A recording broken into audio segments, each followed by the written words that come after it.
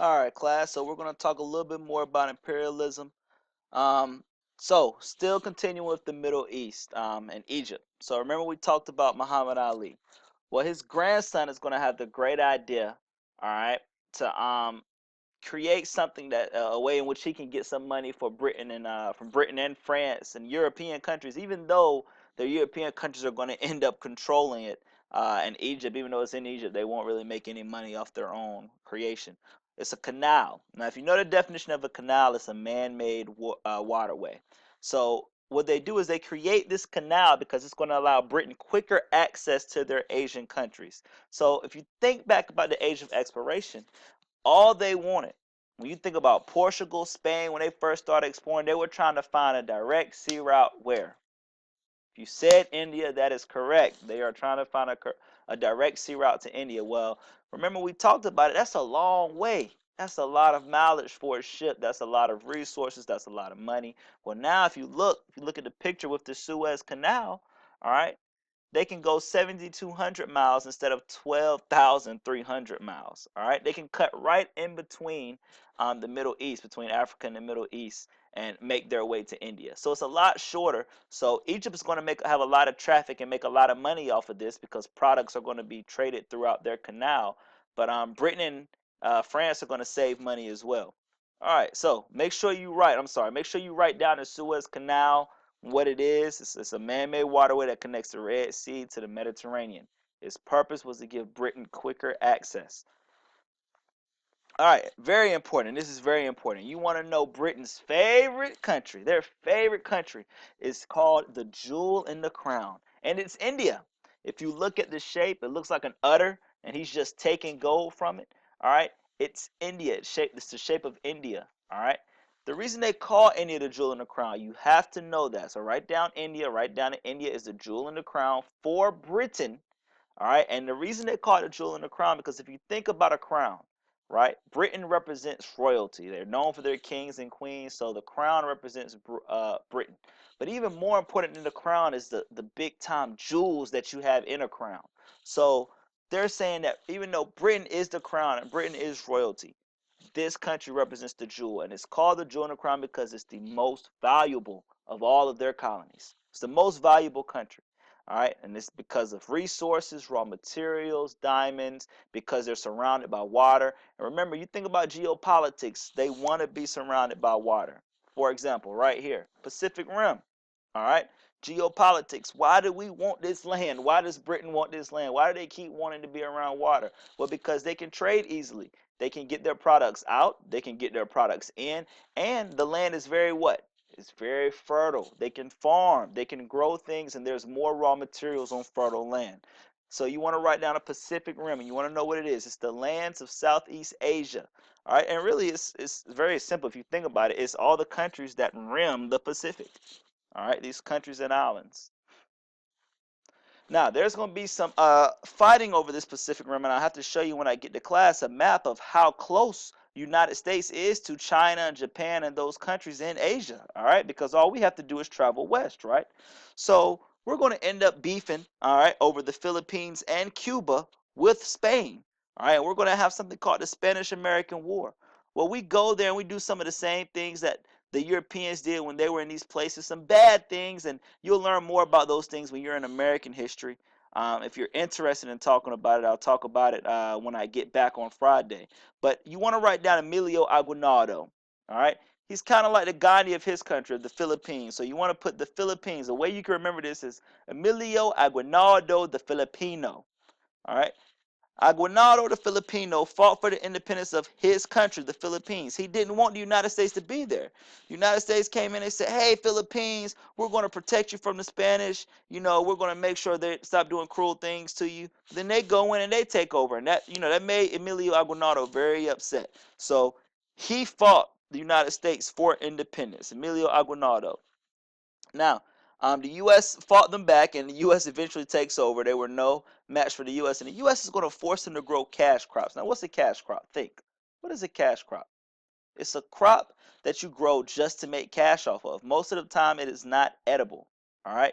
So when you're growing nothing but cash crops, crops that you can make cash off of, like sugar and tobacco, things that you can't survive off of, it's going to lead to a shortage of food. And you're going to have this huge famine in the Philippines. And it's hard to find pictures, I wonder why, where all the Philippines, all right, are just very, very skinny, looking just like the Jews of the Holocaust. They're very, starvation is at its famine. It's a huge, at its finest, it's a huge famine. The United States, all right, we want more. We want more. All right, remember, you think about imperialism, all these countries, when they get a taste of one country, of course, they become greedy. We want to annex. You want to write down annex. Annex means to add a territory. Well, we want to annex Hawaii. Reason we want to annex Hawaii because we had some people from America go to Hawaii not too long ago and realize that hey, we can grow some sugar here and we can send it back to America and we can make money off of it because Hawaii has a lot of fertile soil. Again, it's an island surrounded by water, and they grow a lot of sugar, and sugar is becoming very popular around this time. So eventually, the government's going to pass a law saying that there's no tax on sugar entering the United States. And I worded that kind of wrong. What they're saying is that there's going to be there's no tax on sugar if a country is a part of the United States, but they're going to raise tariffs, meaning that the taxes are going to be higher once you're trading sugar to the United States. So this upset some of the farmers because they wanted to receive a greater profit. So they wanted to make Hawaii, they wanted to annex Hawaii so they could make a greater profit on the sugar instead of having to pay that tariff of the import costs to import it to the United States. Well, Queen Lily saw the Americans there. The Americans were there. They wanted to run things. They even tried to overthrow Queen Lily. They're going to lie about this woman. They're going to say that she's trying to start a revolution in her country, even though it is her country. It's her nation. But they eventually jail her and literally force her to step down and take over. But you want to write Queen Liliuokalani or Queen Lily. She's the last queen of Hawaii, and she tries to fight for Hawaiian rights before the Americans really take it over. But it was to no avail. The Americans still take it over and have their way. And here's a picture of Queen Lily right here. All right, you look at this picture, you see Uncle Sam, right? He represents what? America. He's trying to teach all the kids, all right? You see the African in the back, you see the Native American at the door by himself. We isolate the Native Americans, and these kids, they look happy to be in the United States. No, we're forcing them to be in the United States. Uncle Sam is forcing them to be in that class, and he's saying, you got to learn our ways, all right? So that was a big issue with imperialism. All right, now going back to Britain. We went to the United States just for a little bit. Again, you'll learn more about that, the United States and imperialism in American history.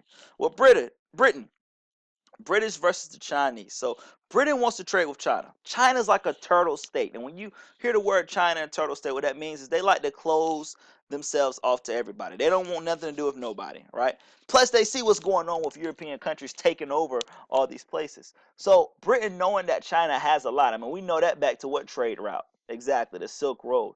So Britain, realizing that they have a lot of stuff to offer, they said, we got to find a product that's going to gain their interest. So we're going to find this product called opium. Now, opium was banned in Britain. It was so bad it was banned. It's an addictive drug. And if you do your blend space or look at your blend space, again, honor students, you can just look at the videos and see what's going on because I know you have a lot of work to catch up on. Um, they're going to start smuggling opium into the country. All right. And what they're going to do is, opium had been around in China for a while, but the British are going to teach the Chinese how to smoke it. And they're going to become highly addicted to this thing called opium. So when they're addicted and they want more opium, who they're going to go to? They're going to go to their government, who in return is going to have to trade with who? Britain. So it's going to cause a big war. It's going to cause a fight because the Chinese government understands that Britain is trying to screw them over with trade, trying to force them to trade, and they don't like it. But of course, the British, knowing they would eventually have to resort to war, won. All right, they're going to win. They're going to go in China, and they're going to create something called the open door policy. And you want to write down the open door policy. All right, and it's very self-explanatory. It's when China had to keep their doors open. They had to trade with any country that wanted to trade, all nations. All right, and the United States has actually got involved at this point and wrote the open note letters that said they had, all right, to keep their doors open. Then you have the Boxer Rebellion. As Americans and British people and all type of Europeans are living in China, they start moving to China and trading things there. This society known as the Boxers get very upset. and they surround the European section of the city, and they fight, and it's very, very violent. The British have to send soldiers to actually defeat the rebels and get the rebels off their back. So interesting stuff going on between Britain and China. You see this picture. You see Britain's forcing opium down his throat. All right, U.S. foreign policy. So you have the Monroe Doctrine. All right. So what we start doing, we see all this stuff going on. All right. It's a lot of wars going on, a lot of beefs going on because people are trying to take over stuff, and America kind of sees that. All right, this isn't going to end well. So what America does, they create two doctrines to help them out, to kind of stay ahead of everything. First one is the Monroe Doctrine. You want to write that down. What it says, all right, is that American continents cannot be colonized by European powers, meaning America cannot, we can't be imperialized by Europe. You can't take over us or anything that we control. Anything we control, you can't take over. So that means the Monroe Doctrine, one thing, USA equals no imperialism by Europe. All right. Then you think of Roosevelt Corollary. The Roosevelt Corollary. That's gave the United States the power to be an international police. We're the popo. That means that we told Europe, we said, look, on the western side of the world, that belong to us. All right. We can protect that part of the world. We're the popo for that part of the world. You ain't got nothing to do with it. You come over here, we will check you. All right. So these things are going to lead to us being on our own hemisphere and being on our own side of the world and saying we don't have nothing to do with y'all, and we're going to kind of be in our own world for a while, and it's going to lead to this sense of a word that you're going to learn about next week called isolationism. All right, it's going to be a pretty big deal. And you can see it again right here. Monroe Doctrine is protecting us from people trying to fight over countries in our side of the world, but you have all that going on their side of the world right now. And you see the same thing right here, no trespassing. All right, America's for Americans, Uncle Sam, and we have control of the countries we want to have control over, which isn't a lot. And it's, if you look at the problem right here, what's the problem going on in Europe right now? Look at the countries. All right, all those countries that are industrialized and want to be empires and want to take over land. All right, in America, it's just us. We don't have no beef with anybody. We're the strong power up there. We're the only industrialized country on the western side of the world. But if you look on the other side of the world, it's a lot of industrialized countries that are going to be upset at each other. All right, that's it. That's all of notes. Take good notes. Remember to do your effects of the Industrial Revolution DBQ.